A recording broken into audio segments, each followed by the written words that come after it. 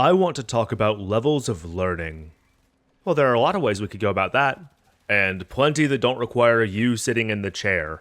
But there's no reason at all for me to leave all of you out. Perspective is variety, and variety is the piper. But interest stops at walls and flats. What we need is friction. Warframe is vast, its depth incredibly layered. No matter how much time you pour into it, you'll always have more to explore. You'll discover new ways to experiment and innovate, and get your hands on new sets of tools to dig your teeth into. That's the loop. That's the game. Acquisition, appraisal, and experience. There are plenty of reasons to want something, chief among them being... Moo. Because it's fun. Because the pyromanic guitarist who rewards you for casting abilities in time with their metronome mechanic seems really fun. Of course, I don't know anything about them beyond what I've gleaned from picking them up and playing. They have the aforementioned metronome, their 1 and 2 both send out shockwaves of heat damage, their 3 seems to be some sort of buff, and their ultimate is wielding their axe as a flamethrower. Axe is a slang term used to refer to guitars, not a specific kind of guitar. Okay, you get a pass. I don't need one. What I need is to find a rhythm. Every Warframe has a rhythm. Is Temples just doing waves of damage? I guess that's fine. Not exactly exciting, though. We're probably just missing something. Which is the first hurdle we'll be hopping in just a little bit. So, Sams, what were those other reasons you were talking about? Yeah, I'll just come back to Temple later. The next is the practical reason. The one Moo, who is still sitting on the couch and refusing to contribute to the discussion, I resent that, would object to being in this discussion at all. Okay, try me, because the thing in question is incredibly effective. Okay, yeah, don't be sheep. Play and learn things because they interest you. I hope it's no surprise that that isn't going to stop me. I know Dante for one thing, and that's pressing 2, and then 2 again, and then 4. And I know him for that because that simple combination solves practically every concern of survivability that you, or anyone else in your squad, could ever hope of having. Supposedly, he has other abilities. He's got cool birds. But what do they even do? He's got an exalted grimoire. But why use it instead of our Breton? He's got a pretty good slash nuke, it looks like. It's something. But until something else clicks, I'm going to keep pressing 2, then 2 again, and then 4. No, it's not nuanced. No, it's not particularly exciting. Yes, there's much more to Dante than this, but this is good enough for me to take to practically any content, and you may not like it, but that's a damn good reason to keep a tool on the belt. But there's so much more that you're not... That's the point. That's the point. Let me know when it's my turn. Will do. Intrigue is the third reason, right? Because something seems so alluring and unique that you absolutely have to see what it's all about for yourself. Yeah, okay, you're playing Lavos. I was right on the money. You were. Lavos also doubles as having the allure of difficulty. If you want to be technical, Lavos has 44 different versions of his abilities. Even if they're far from created equal, it's very daunting to think about. The 1 is unassuming, the 2 is fun and has a clear curve for execution, the 3 is critical to the rotations and has to be both constantly managed and cast as often as possible, and the 4 is so... normal. It's just a big elemental AoE attack. He doesn't have energy, efficiency scales the amount of cooldown reduction his 3 gives his other abilities, and ability duration doubles as status duration for the ailments his abilities inflict. We have already been won over by this one. That's the ramp you're always wanting to hit. The validation of what drew you to them. Temple has us on the fence because we're still feeling out everything they offer. Dante brought us on because he did a thing, and sadly, as good as that thing is, it's not the sort of thing that really gets us drooling, so there won't be a whole lot of opportunity for us to organically learn more. Lavos drew us in because we thought he was cool and unique, and he was, and now we want to understand him more, which leads us to playing him more, which leads us to understanding him more, which leads us to playing him even more, and that's the goal. The other 2 aren't off the table quite yet, but why would we choose to dig into them when we have so much more that's more appetizing, constantly filling our plate? It's very easy to set things aside at this stage. Mirage is great, but I like Jade. Does that mean I'm not going to play Mirage ever again? No, but I'd be surprised if I decided to actively seek her out over a few other options. Your intentions with a Warframe can change as you get to know them, but so long as they're any one of fun, effective, or interesting, you'd be hard-pressed to write one off completely. But I say you get the best results when something satisfies at least one of fun or interesting. And if something doesn't meet either of those standards for you, you should judge it very harshly. Wisp is fantastic. She has incredible survivability, crowd control, crowd clearing, and focused damage. Her augments come with utility compression, insane self-buffs, and turning that laser she's so proud of into a torrent of heat and radiation status. Wisp is the queen of supports, and a textbook example of a Warframe that has it all. And the reason I'll never commit to playing her is a simple one. I don't have fun with her, and I don't think she's interesting. So, there's nothing in it for me. There's nothing driving me to want to gain a deeper mastery of Wisp, and without that, there is no hope. At least not for now. But we're assuming that the Warframe has graduated to Step 2 of becoming a part of our arsenal. They have successfully either confounded or captured us, and have made us feel compelled to give them a closer look. Whether because they were exciting, enticing, or we found more than just the function that brought us to them, we're now willing to crack open the books, look at what our new toy has to offer us, and really try to appraise what we're working with for what it is in all regards, not just for what it impresses onto us. And much more importantly, it means that we get to take another stab at Sirius and Orion. That it most certainly does. So what's the game plan look like? Well, their passives encourage constant swapping between them. Both 1s are attacks that do damage and a status effect at different ranges. Both 2s are self-buffs that we want to maintain when we can. We want to fight in Sirius's 3 and use Orion's 3 to fight. And we drop our 4 whenever the gauge gets full. See, in theory that doesn't sound too hard, but we're not going to get comfortable doing this until we put it into practice. As with all things. Now get out of the chair, I'm playing. Am I getting my own segment later? Yes. Alright, cool, yeah, sure, pop off. Stay in Sirius's 3, keep both 2s up, use 1 as combo filler, and ult when full. That seems to work just fine, but it feels a tiny bit clunky. Gotta chalk some of that up to the need for holds and presses. Gauss and Saren got ults of their own, but these boys got 3 of them and our muscles ain't used to it yet. That's a pretty big barrier to entry. Here's what keeps us off new fighting game characters, so why not here? I'm also not quite feeling the swipes. The swipes. The 1 has pretty poor somatic feedback, and even if what we're doing is working, it feels like something's off. Let's get the scalpel out. Just like fighting games. This is gonna sound like something Moo would say, but you can't see everything something has to offer if you don't look at it. Obviously. Like how Orion's 1, in exchange for not being a projectile, comes with a 100% armor shred. Really? We want range on this guy, especially with it affecting the black hole's radius. So the first thing we want is to make sure that Orion's 1 does the 100% armor strip, and then we put the rest of our stock in range, because duration doesn't matter for Orion in the slightest. It makes the explosive decoy last longer. No, it makes the shell last longer. The decoy's fuse doesn't change. Oh, what? Then yeah, duration's trash. So we get it as close as we can to 200% strength, and the rest is free real estate.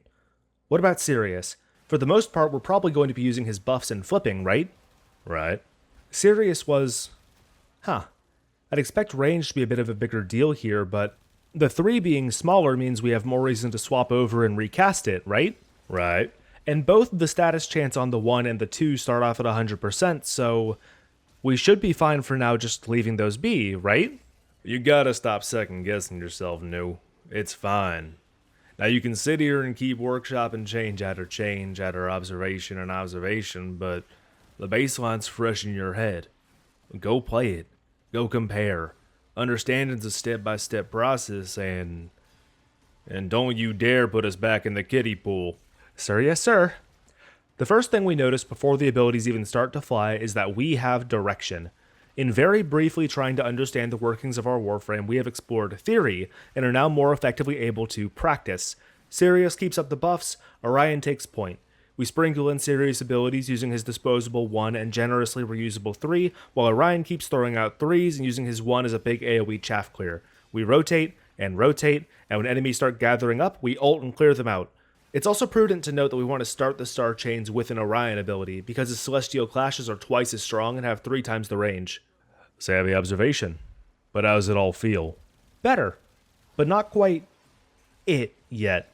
I still felt a little bit of that macro clunkiness, like effective ranges and proper positioning, because these two feel like they operate best in long corridors and... Hold on. Okay, the 2 does jump between the brothers. Had to check. It's also worth noting that range on Event Horizon affects the range of the pole, not the size of the clump after the enemies are gathered. So Jade Star's range is fine being as small as it is, because they'll still hit everyone if we're shooting at the black hole. And I think now that I know what I'm working with for sure, I can work with this. Good. This is the honest effort phase. And while bouncing off something before getting here is something you can recover from, bouncing off here is a deal ender. You did everything you felt was in your power to understand and change something to your ideal, and it didn't work, so we're hanging it up.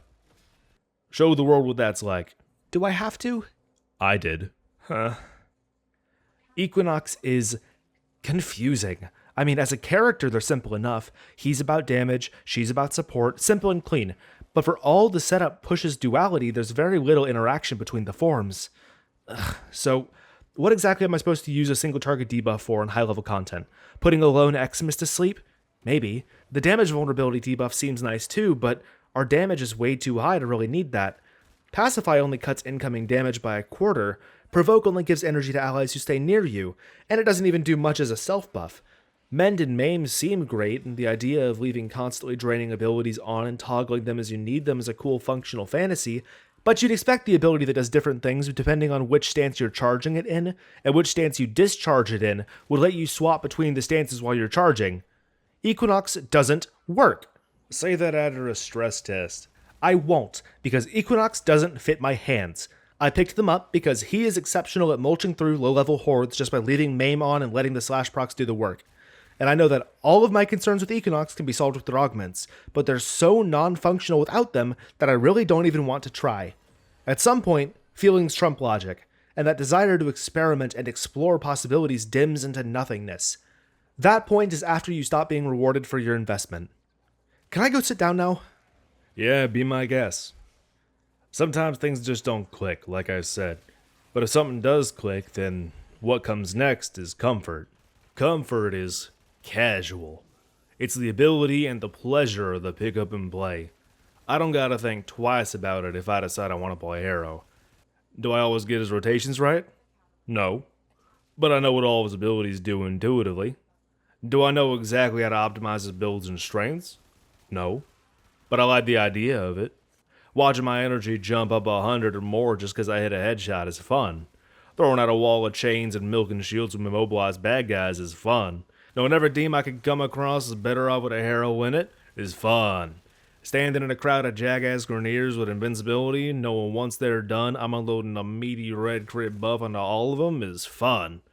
And getting my rotation wrong and emerging in the middle of a crowd without any shields at all because I just broke them for some fire rate is a hell of a lot of fun. He's functional from head to toe, and always brings something new and exciting out of any gun you put in his hands.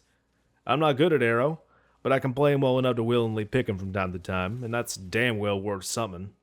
It means to me that Harrow's not just going to stay a casual comfort pick for long, because that comfort means he's got time and experience on the side of me learning him more. There's guns to experiment with, subsumes to put on, arcanes to mess with, and builds to make for both dolos, squad, groups, hunts, and more, and all of them are going to teach me more about Arrow.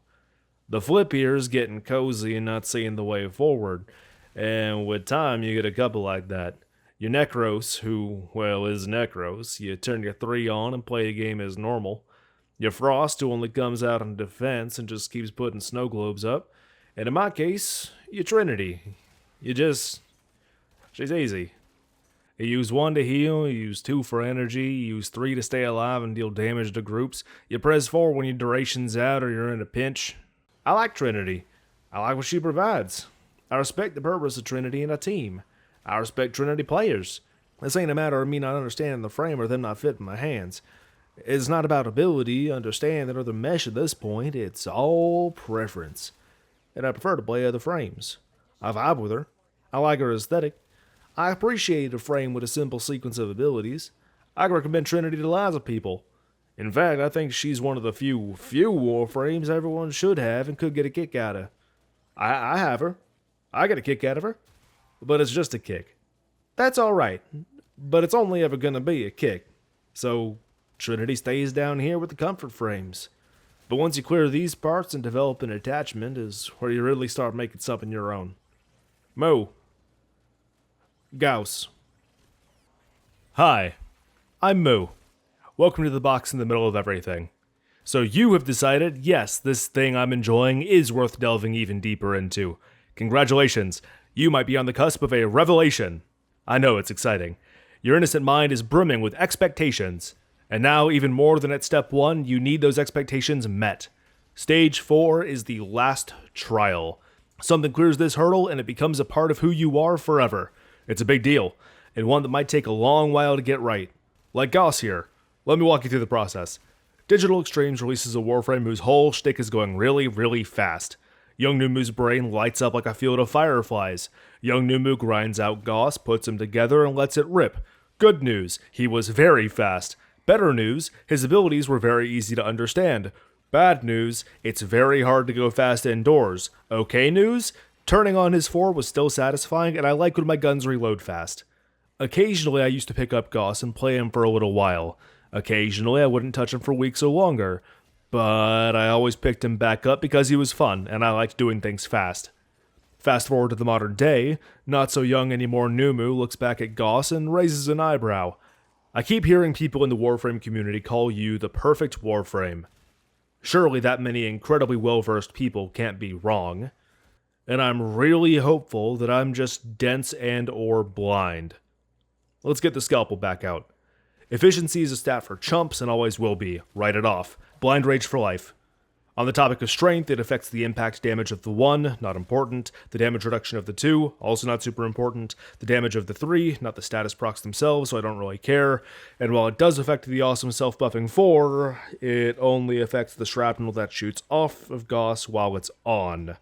I'm sorry, Blind Rage, my darling, you will be sitting on the bench. That leaves range and duration. Range affects the size of the impact explosions when you hit a wall with your 1, see above for my thoughts on that, and the size of the rings from your 3. Pretty important, actually. Duration affects everything, and my favorite abilities of Gauss live and die by it. So, the big question is, how much duration do we want to have? The wisest among us would say as much as humanly possible. But other acceptable answers include as much duration as we can get without sacrificing range, and don't focus on the numbers, let's balance duration and range out.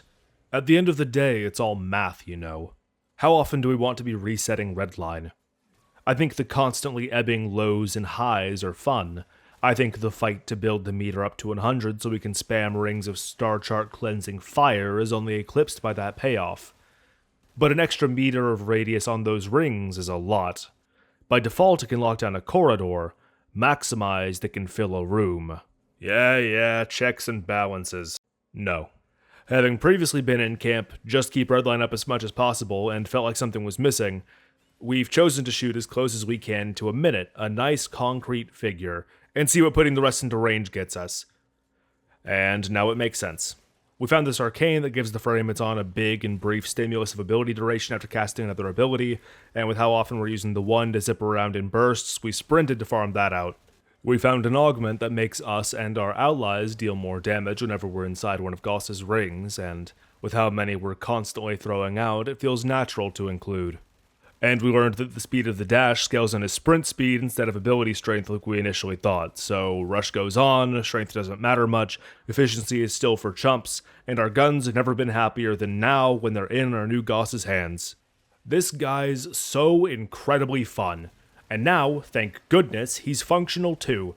I love playing frames to keep my hands occupied, just having so many situations where tapping 1 improves the quality of my life, keeps the dopamine pouring. I still have to learn how to best use his 2, and now that his 3 is an actual usable ability for my build, I get to enjoy the enormous kick of setting up cold fields all around the fight area until redline cranks to 100 and it's time to start making shit explode. That's the revelation I'm talking about, when understanding becomes an afterthought, and experimentation only occasionally rears its head.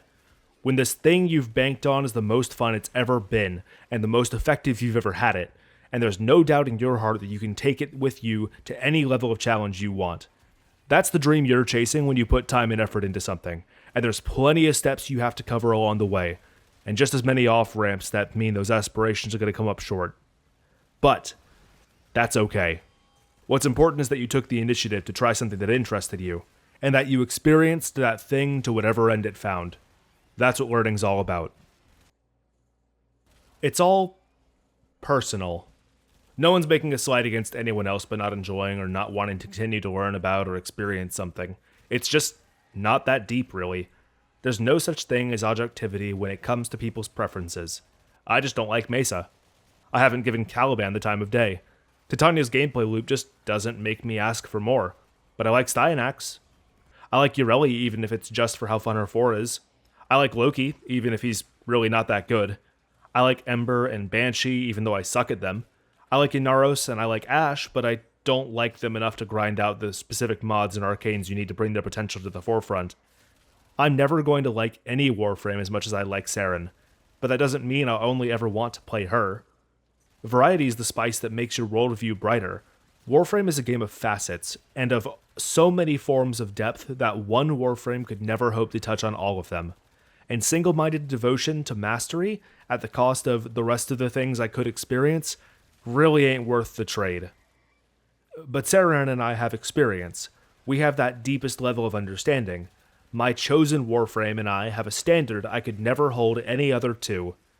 And because I don't, my worldview will keep growing outwards, and I'll get to learn far more than just what she can teach me. Because hey, if it doesn't work out, I'll always be able to fall back on something that absolutely will.